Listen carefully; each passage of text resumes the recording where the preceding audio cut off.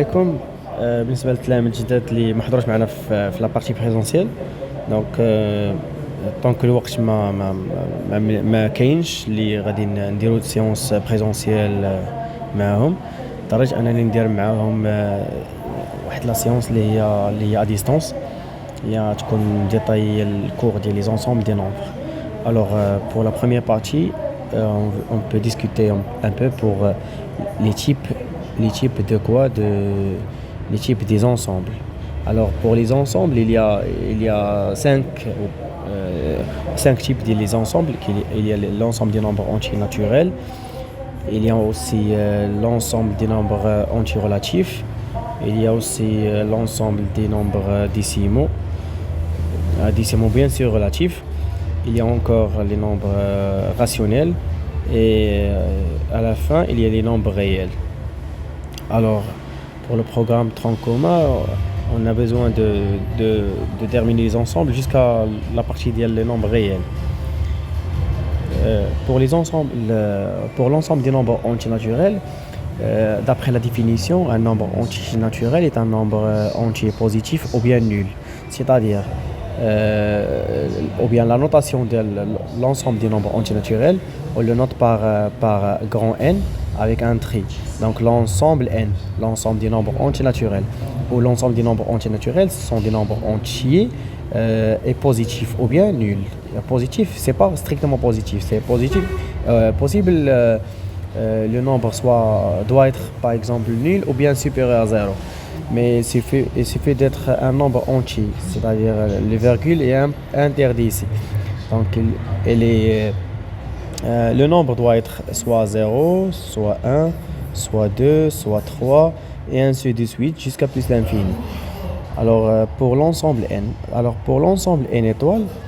n étoile, c'est quoi étoile en général? Étoile en général, donc chaque type des ensembles, étoile c'est les éléments non nuls. C'est-à-dire, on commence ici par 1 et 2 et 3 jusqu'à où? Jusqu'à l'infini.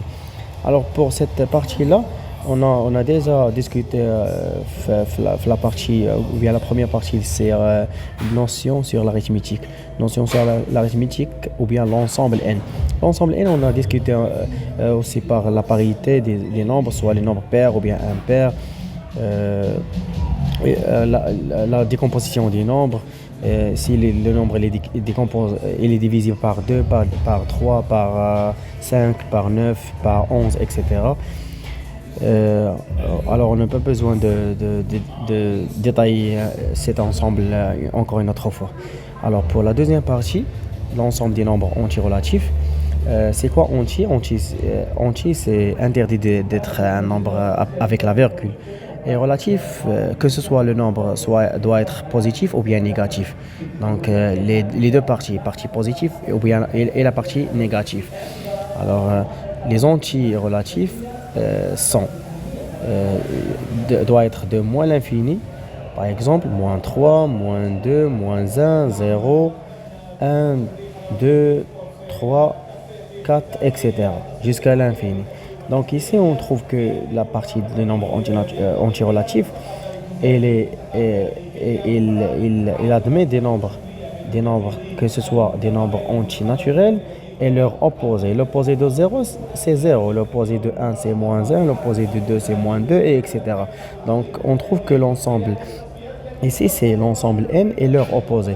Alors on le note, l'ensemble z, comme ça, car il a deux sens, le sens positif et le sens négatif. Ça c'est le sens négatif et ça c'est le sens positif. D'accord? Ok, on le reprend cette partie-là. Donc z c'est l'ensemble des nombres antinaturels et leur opposé. Alors on dit que l'ensemble n, elle est inclus dans l'ensemble z. Donc ce symbole-là c'est inclus, c'est-à-dire tous les éléments. Alors que ce soit x appartient à l'ensemble n, on trouve que x aussi appartient à l'ensemble z. Donc quel que soit, pour tous les nombres antinaturels ou bien pour tout nombre x, un nombre ou bien un élément qui appartient à l'ensemble n, on trouve que ce élément aussi se trouve dans l'ensemble z. Alors on dit que l'ensemble n, il est inclus dans l'ensemble z. Alors l'ensemble z étoile. L'ensemble z étoile, c'est quoi? C'est tous les nombres entiers relatifs, mais non nuls. Donc il vient de moins l'infini, moins 3, moins 2, moins 1, 0 interdit d'écrire ici. Donc 1, 2, 3 et jusqu'à l'infini. Alors pour l'ensemble des nombres décimaux. Alors c'est quoi l'ensemble des nombres décimaux? L'ensemble des nombres décimaux, l'écriture générale d'un ensemble décimaux, x appartient à l'ensemble d. D, c'est l'ensemble des nombres décimaux relatifs. Alors c'est quoi la valeur de x? Alors on dit qu'il existe un nombre, par exemple a, avec a un nombre antirelatif, ou bien soit a un nombre antirelatif appartient à z, et n appartient à l'ensemble n. Il forme un nombre décimaux qui s'écrit sous forme de quoi? De l'ensemble d, en général, c'est a divisé par 10 à la puissance n. D'accord? Où a est un nombre antirelatif et n est un nombre antinaturel. Donc, exemple ici, c'est 3 sur 10 à la puissance 10 à la puissance 1, ou bien 10 à la puissance 2, ou bien 10 à la puissance 3, ou bien 10 à la puissance 0. C'est quoi 3 sur 10 à la puissance 1? C'est 0,3. C'est un nombre décimal à partir de l'ensemble d. 3 sur 10 à la puissance 0, c'est quoi? C'est 3. Et 3, on peut écrire sous forme de 3,0. C'est un nombre décimal à partir de l'ensemble d. C'est un nombre décimal. Alors, on prend comme remarque que tous les nombres entiers, que ce soit anti-relatif ou bien anti-naturel, en général c'est un nombre anti-relatif. 3 est un nombre décimal. Et on dit que est un nombre antinaturel. Et on dit que tous les nombres antinaturels, ils sont des nombres anti-relatifs. Alors, dans ces parties-là, on dit que tout nombre quoi? Tout nombre anti-relatif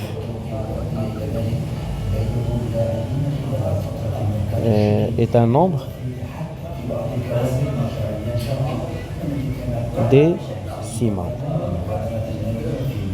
décimal ou bien décimaux.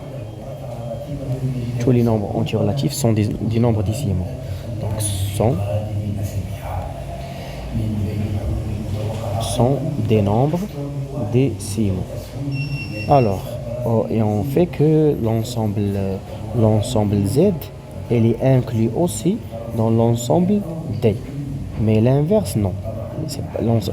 Les nombres décimaux, ce ne sont pas des nombres antirelatifs. Il existe des nombres décimaux qui ne sont pas des nombres antirelatifs.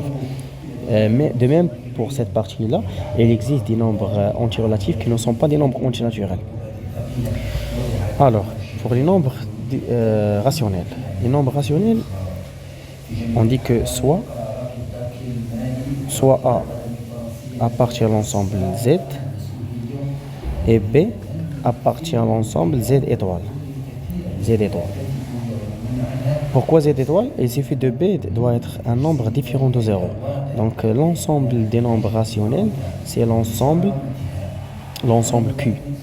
Un nombre rationnel, c'est un quotient. Donc il est défini par Q, qui est égal à combien? Ou bien défini par quoi? Défini par A sur B, où A est un nombre antirelatif et B un nombre antirelatif non nul. Donc exemple, 3 sur 2, ou bien moins 5 sur 7. Donc ce sont des nombres rationnels, appartient à l'ensemble Q. Donc appartient à Q. On dit que, par exemple, 5 divisé par 10 à la puissance 1, c'est 5 sur 10. Et c'est quoi 10? C'est 5 fois 2.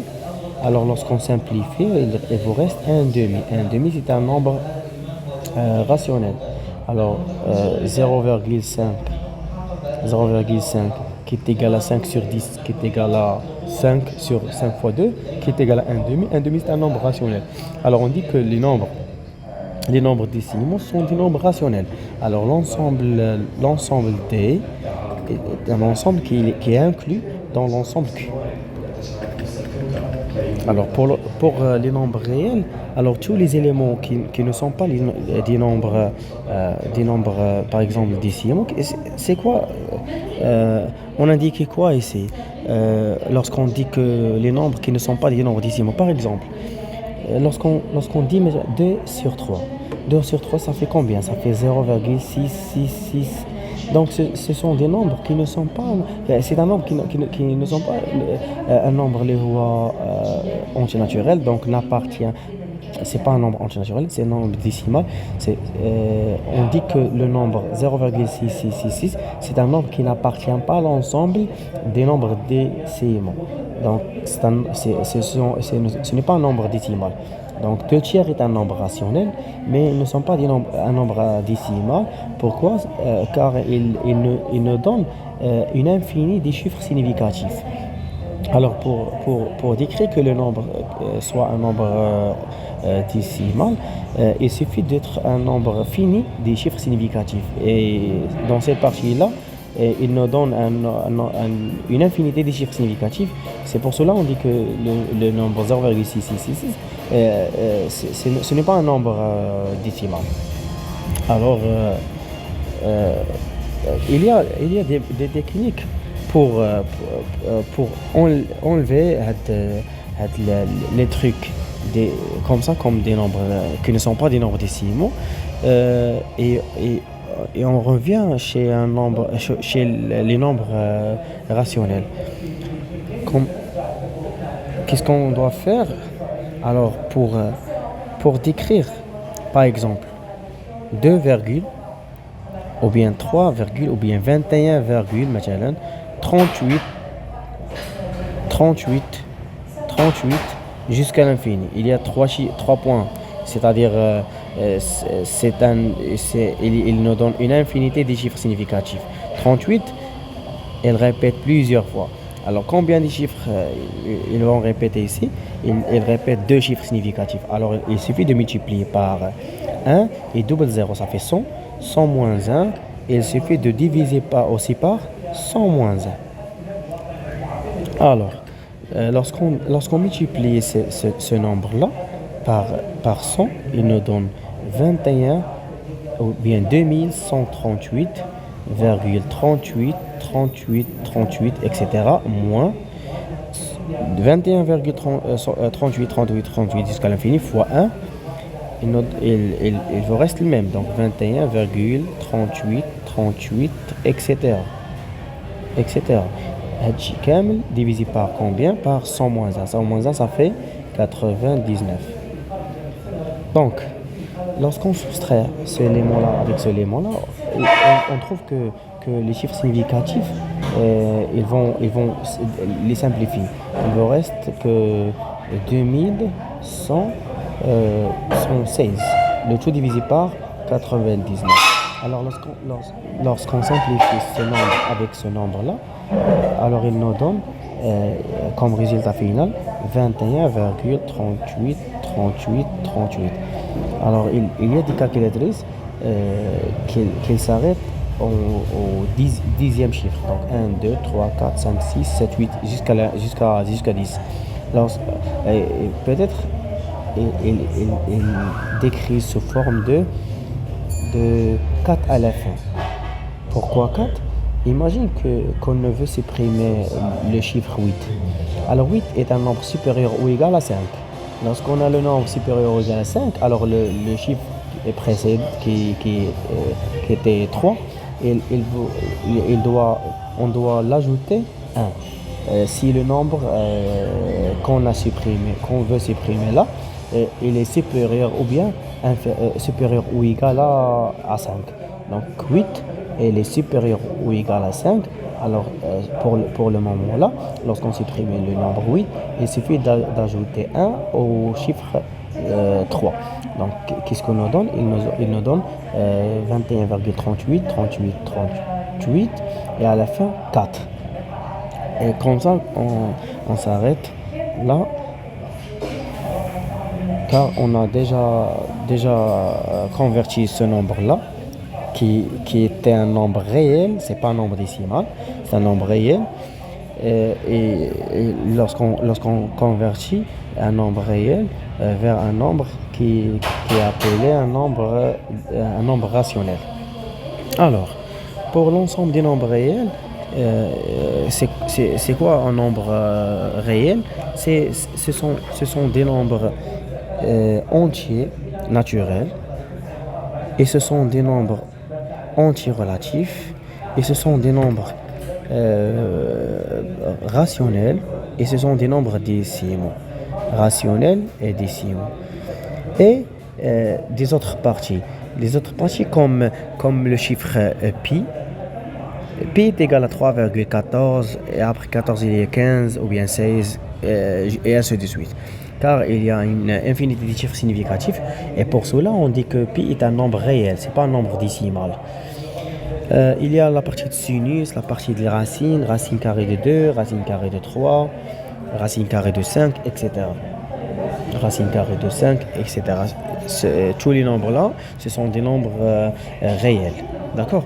Alors finalement, on s'arrête à une petite conclusion. On dit que le plus petit ensemble, c'est l'ensemble n. Après cet ensemble-là, il se trouve à l'intérieur de l'ensemble Z. Et les deux ensembles-là, ils se trouvent à l'intérieur de l'ensemble D. Et après, on trouve que tous les ensembles-là, ils sont à l'intérieur de l'ensemble Q, l'ensemble des nombres rationnels. Et finalement, tous les ensembles précédents appartiennent à un ensemble qui s'appelle l'ensemble des nombres réels, l'ensemble R.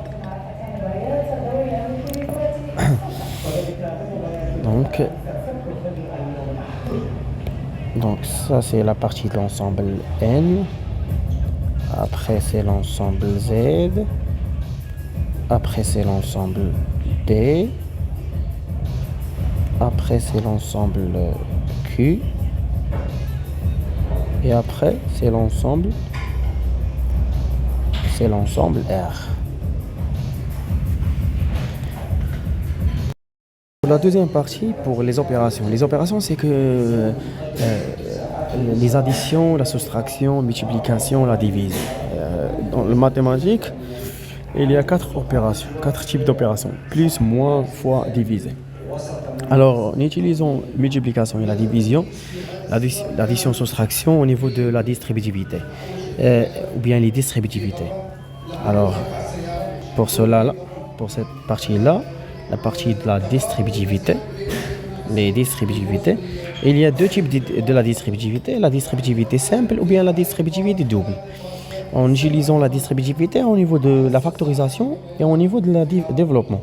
Donc pour la factorisation et pour développement. Factorisation et développement.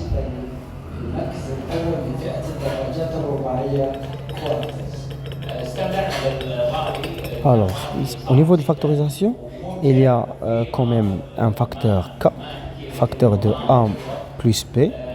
C'est le développement de cette partie-là, c'est K fois A plus K fois B. Et au niveau de K facteur de A moins B, on trouve que K fois A moins K fois B. C'est ça la distributivité. Et pour la simple distributivité, simple. Ou bien pour le double, il y a A plus B, facteur de C plus D en général. C'est quoi ça? C'est A facteur de B ou bien de C plus D plus B facteur de C plus D. Et pour développer ce truc-là, il suffit de développer chaque simple partie. Donc, simple et partie simple. Il y a deux double les simples distributivités. Pour cela, on dit que cette partie-là, c'est double distributivité. Donc, A fois C plus A fois D, finalement, plus B fois C plus B fois D. Alors, Et ainsi de suite lorsqu'on a le signe moins ici, le signe moins, on change ici le plus avec le moins et on trouve que moins B fois C et moins B fois D. C'est ça le simple changement liquide. Alors, les parties qu'on a besoin de le connaître, la partie les ensembles des points ou bien l'ensemble des nombres, c'est que bien maîtriser la partie d'identité remarquable. Pour maîtriser la partie d'identité remarquable, il suffit de connaître un triangle qui s'appelle triangle Pascal. Alors, lorsqu'on développe un élément qui appartient ou bien comme puissance, il y a 0 comme exposant. On trouve combien? On trouve 1. Si ce nombre-là est différent de 0, c'est un élément ici, différent de 0. Donc le résultat final c'est 1. Et si l'élément ici, il termine comme exposant par 1, donc qu'est-ce qu'on en fait? On écrit cet élément 1 ici, on réécrit 1. 1 plus rien, ça fait 1 ici. Alors pour le choix à la puissance 2, on réécrit ce élément 1 ici. 1 plus 1, ça fait 2 ici. 1 plus rien, ça fait 1. Et ainsi de suite. À la puissance 3, on réécrit ce élément 1 ici. 1 plus 2, ça fait 3. 2 plus 1, ça fait 3.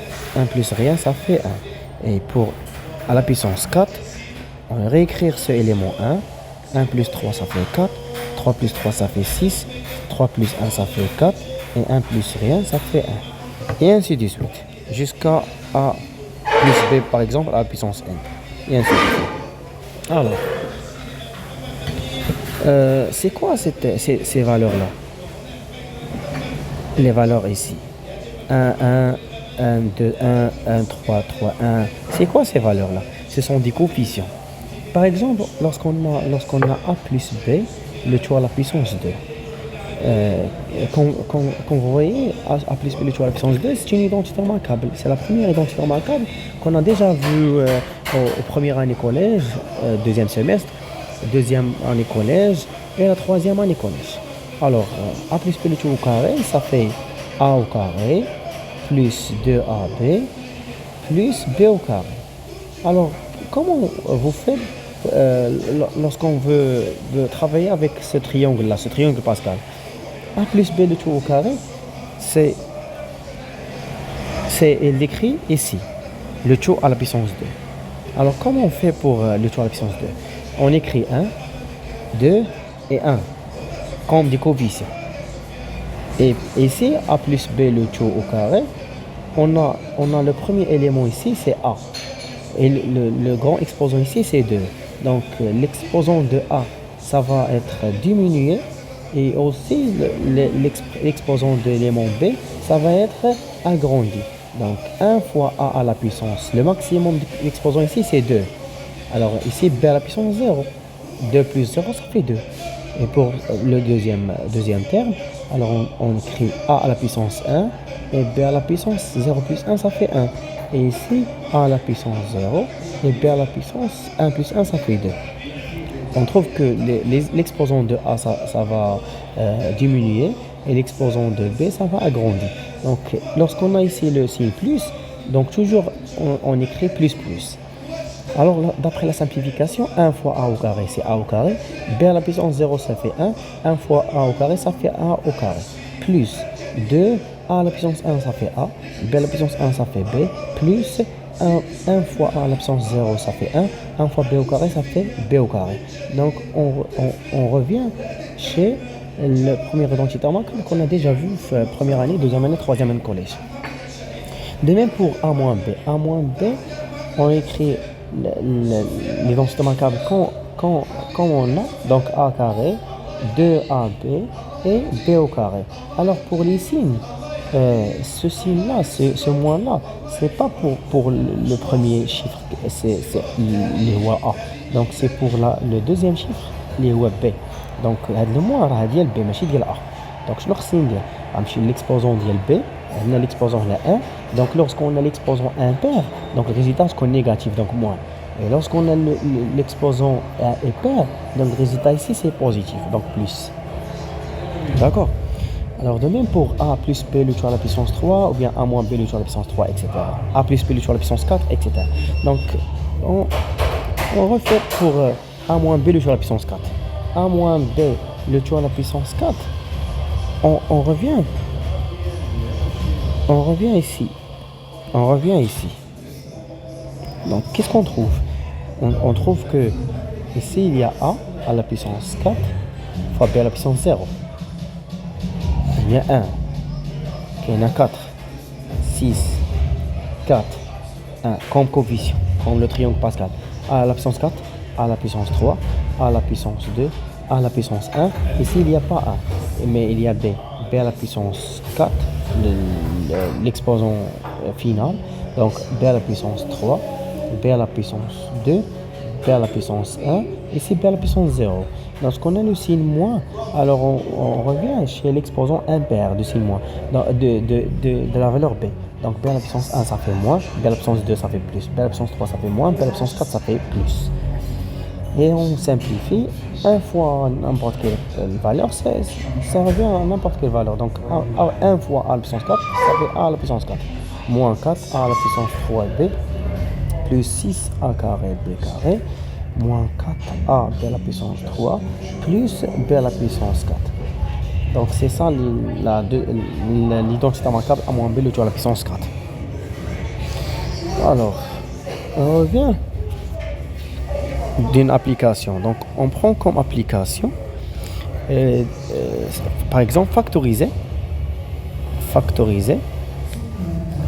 les expressions suivantes. Alors, on prend l'expression, par exemple, A, et ça fait 4x au carré, moins, par exemple, 12x, plus, par exemple, plus 8. Alors, pour factoriser ces expressions-là, alors le facteur commun entre 4x carré et 12x et 8, le seul facteur commun, c'est 4, par exemple, 4. Donc 4 facteurs de quoi? Facteur de x au carré, moins 3x, plus 2.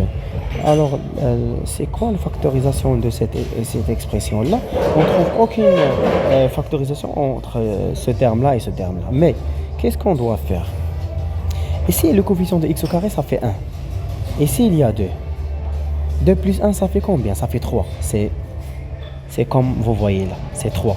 Donc, on écrit 4 facteurs de x au carré, et il suffit de décomposer à de 3x, à de moins 3x. Donc, il suffit d'écrire moins x, moins 2x plus 2. Alors, le facteur commun entre x au carré et moins x, c'est x. Et le facteur commun entre moins 2x et 2, et ça fait moins 2. Donc, on revient à 4 facteurs de quoi?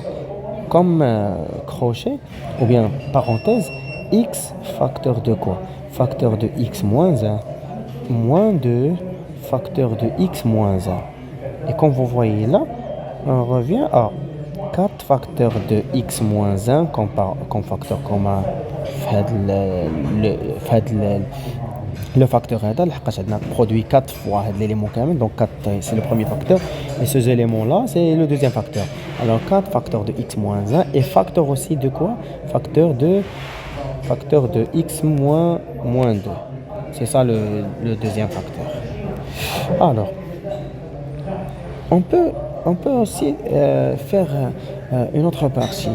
On peut factoriser avec l'identité remarquable.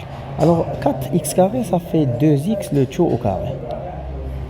C'est comme l'identité remarquable, a est égal à 2x. Ici, il y a le moins. Donc, moins 2 dit l'identité remarquable, fois a est 2x. 2 fois 2x, ça fait 4x. Lorsqu'on multiplie 4x fois 3, on revient à 12x. Donc, fois 3, donc 2 fois 2, 4, 4 fois 3, ça fait 12. Plus, on a besoin de déclarer l'élément B. L'élément B ici, c'est 3. Donc, B est égal à 3. Donc, on a besoin de trouver ici 3 au carré. 3 au carré, ça fait combien? Ça fait 9. Et on a juste la valeur de 8. Et on a besoin de quoi? De 1. Donc 8 plus 1, ça fait 9. Alors lorsqu'on déclare ici 9, il suffit de soustraire 1. Donc 3 moins 1, ou bien 9 moins 1, ça fait 8. Qu'est-ce qu'on trouve ici? A carré moins 2 fois A fois B plus B au carré, ça fait A moins B, donc 2x moins 3. Le tout au carré, moins 1. Et 1, c'est 1 au carré. Donc, on nous donne, ou bien il nous donne une troisième identité remarquable. A carré moins B carré. Ça fait A moins B factoriel A plus B. Donc 2x moins 3 moins 1. Facteur de 2x moins 3 plus 1. Donc 2x moins 3 moins 1, ça fait 2x moins 4. Et 2x moins 3 plus 1, ça fait combien? Ça fait 2x moins 2. Alors, 2x moins 2, facteur commun ici c'est 2. Et ici le facteur commun c'est 2. 2 fois 2 ça fait 4. Alors, dans le premier facteur, il ne reste que x moins 2. Et le deuxième facteur, il ne reste que x moins 1. Et on revient à l'expression qu'on a déjà trouvée dans la première méthode. Si on travaille avec l'identité remarquable ou sans identité remarquable, avec la distributivité ou bien avec l'identité remarquable, on revient au même résultat. D'accord?